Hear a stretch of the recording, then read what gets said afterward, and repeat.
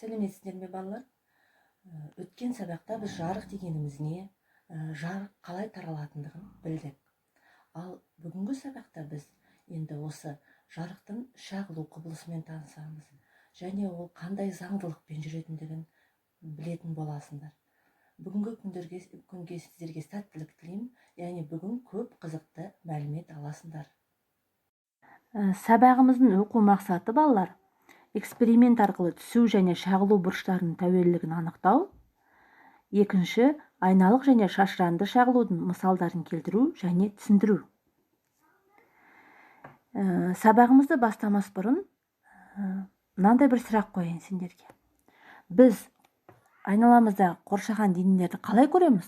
Ойланып көріңдерші.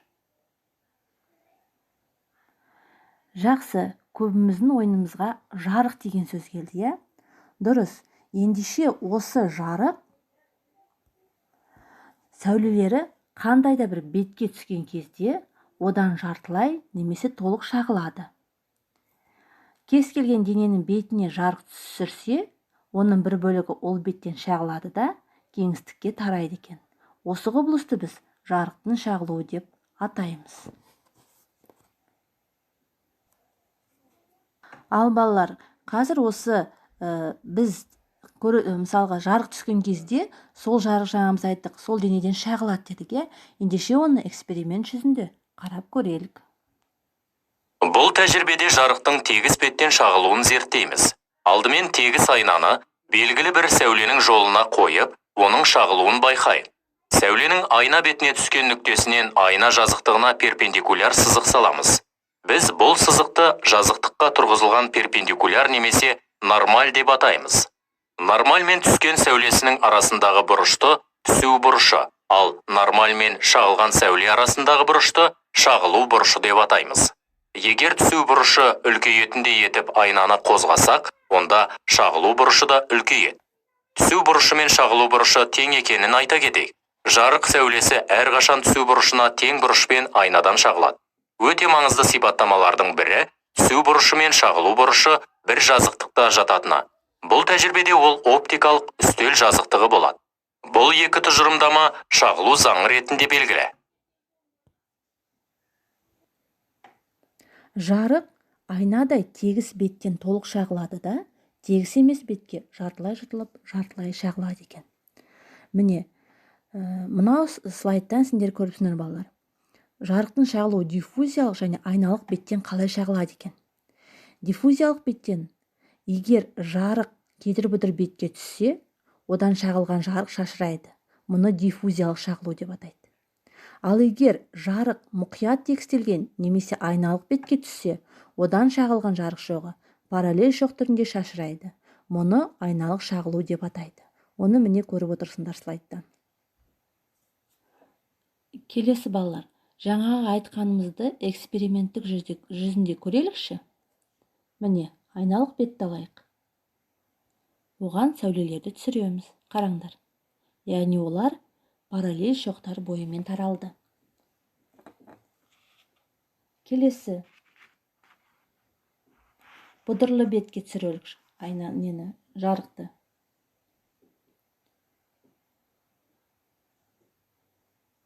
Яғни олар шашырай немесе диффузиялық шағылуға ұшырады.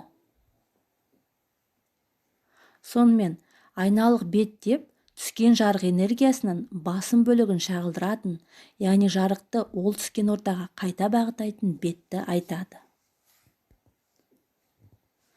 Жарықтың шағылу құбылысын сипаттауда қолданылатын түсініктер.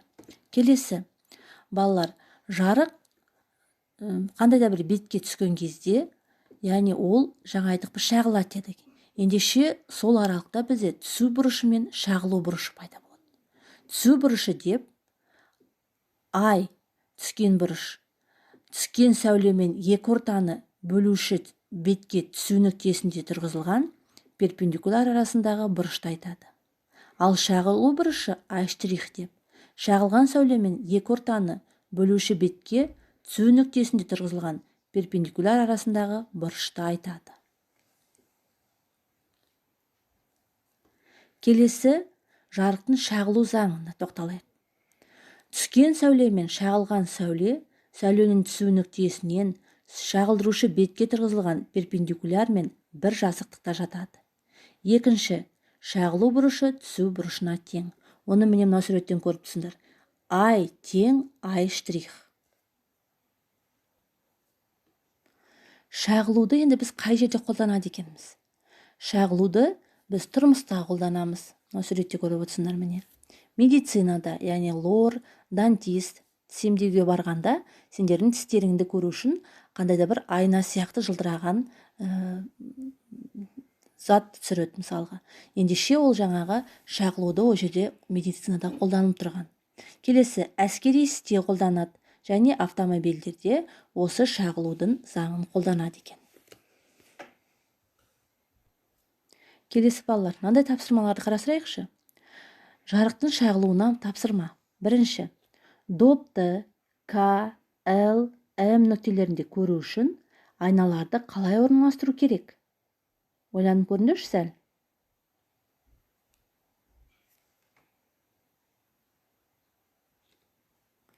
Келесі екінші тапсырма. Лазер сәулесінің тіркегішке келіп түсетін жолын салып көрсетіңдер. Үшінші, қайсы жағдайда түсу бұрышы аз? Жауаптарында негіздеңдер. Осы сұрақтарға жауаптарыңды маған WhatsApp желісі арқылы жібересіңдер. Келесі, мынау сілтемелермен жұмыс жасайсыңдар. Және осы сілтемелер арқылы не түсінгендеріңді маған жазып жібересіңдер. Кері байланыстарыңды мен де сендерге WhatsApp желісі арқылы жазып, бағаларыңды күнделік KZ сайтынан көресіңдер. Сау болыңдар балалар.